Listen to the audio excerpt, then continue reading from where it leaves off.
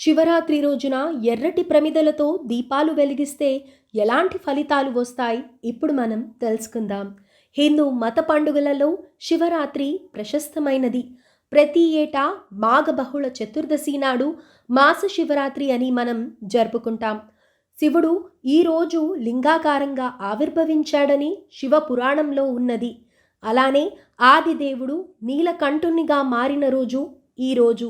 అలాగే ఆ మహాదేవుడు చంద్రశేఖరుడు అయిన రోజు కూడా ఈరోజు.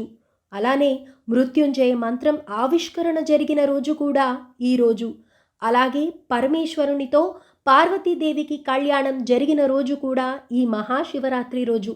ఇంత గొప్పదైన ఈ రోజున మనం ఆ పరమేశ్వరుణ్ణి ఒక్కసారి ఓం నమ శివాయ అని ఒక్కసారి శివ పంచాక్షరి పలికినా చాలు, సకల పాపాలు తొలగిపోతాయి.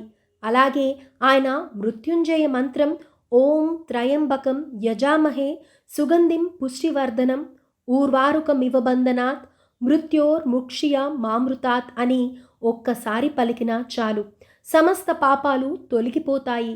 అయితే ఈరోజు ఎర్రటి ప్రమిదల్లో దీపారాధన జరిగితే ఎలాంటి ఫలితాలు కలుగుతాయో ఆ పూజా విధానాన్ని తెలుసుకుందాం.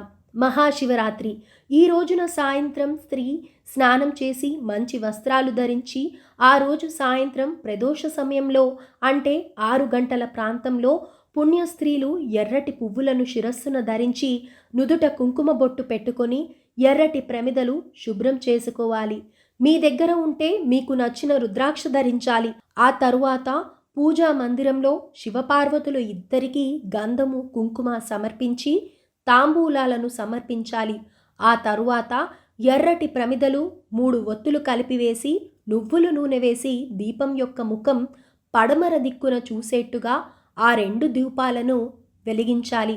ఆ తరువాత ఆ పార్వతీ పరమేశ్వరులను బిల్వదళాలతో పూజించాలి.